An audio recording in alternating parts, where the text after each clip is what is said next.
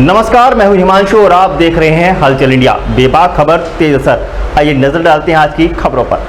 मुजफ्फरनगर के जानसठ क्षेत्र के ब्राह्मण समाज के लोगों का एक स्वाभिमान सम्मेलन कस्बे के मोहल्ला आदर्श कॉलोनी में आयोजित हुआ। सम्मेलन में निर्णय लिया गया कि उपचुनाव में भाजपा द्वारा घोषित प्रत्याशी विक्रम सैनी को किसी भी सूरत में वोट नहीं देंगे। उन्होंने क्षेत्र के लोगों से विक्रम सैनी का विरोध करते हुए वोट न देने की अपील की। मंगलवार को जानसठ क्षेत्र के ब्राह्मण समाज के लोगों ने कस्बे की आदर्श कॉलोनी में स्वाभिमान सम्मेलन का आयोजन किया। कार्यक्रम की अध्यक्षता ब्राह्मण समाज के राष्ट्रीय अध्यक्ष नानक चंद शर्मा और राकेश शर्मा ने की तथा कार्यक्रम का संचालन ओम प्रकाश शर्मा ने किया। इस दौरान वक्ताओं ने अपने विचार व्यक्त करते हुए समाज को एकजुट करने का आह्वान किया तथा शुक्रताल धर्मशालाओं के मुद्दे को लेकर मंथन किया। वहीं ब्राह्मण समाज के लोगों ने एकजुट होकर पूर्व विधायक विक्रम सैनी की पत्नी राजकुमारी सैनी को उपचुनाव में सबक सिखाने का आह्वान करते हुए वक्ताओं ने कहा कि भाजपा सरकार से हमारा कोई विरोध नहीं है, लेकिन ब्राह्मण समाज को यदि कोई गाली गलौच या भला बुरा कहेगा तो ब्राह्मण समाज उसे किसी भी कीमत पर बर्दाश्त नहीं करेगा। बैठक जानसठ में दरवाजे पर रखी गई है, जिसमें पूरे जानसठ क्षेत्र के ब्राह्मण साथियों ने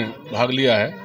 और अभी जो राकेश शर्मा जी ने बताया उसी के संदर्भ में, क्योंकि वर्तमान विधायक प्रत्येक समाज को कुछ भी बोल देना, स्वाभिमान को ठेस पहुंचाना, तो यहाँ और क्योंकि ब्राह्मण ने हमेशा दिशा और दशा तय करने का काम किया है और इसकी अगुवाई करने का काम भी हम लोगों ने तय किया है।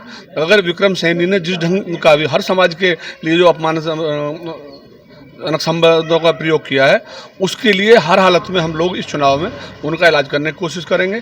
और जो भारतीय जनता पार्टी संस्कार और संस्कृति की बात कर रही है, इससे ज़्यादा चरित्र से गिरा हुआ आदमी कि जो इस तरह की बात कह रहा हो और उसने पंडित जवाहरलाल नेहरू के बारे में जो अभद्र टिप्पणी की है, उसका पूरे समाज के लोगों में भी, और एक समाज के लोगों में नहीं, हर वर्ग के लोगों में, वो पंडित जवाहरलाल नेहरू देश के पहले प्रधानमंत्री थे। स्वतंत्रता आंदोलन के समय में उनका बड़ा योगदान रहा है और उनके बारे में एक छोटा सा व्यक्ति ये बात कह दे तो कायदे में तो भाजपा के लोगों को पार्टी से उसे निकाल देना चाहिए था, लेकिन भाजपा के लोग केवल इसलिए कि जो समाज को अपमानित कर रहे हैं करने दो, हमारा यही रहेगा। तो हमने भी तय कर लिया है कि हम भाजपा के इस उम्मीदवार को हराने का काम करेंगे और भाजपा को सिखाएंगे कि यदि किसी समाज के लिए आप अपमान करने का काम करोगे तो वो समाज स्वाभिमान अपना जिंदा रखने के लिए आपको सबक सिखाने का काम करेगा। आज यहाँ जानसठ में पंडित चंद्र मुकुट जी के आवास पर ब्राह्मण समाज की एक बैठक हुई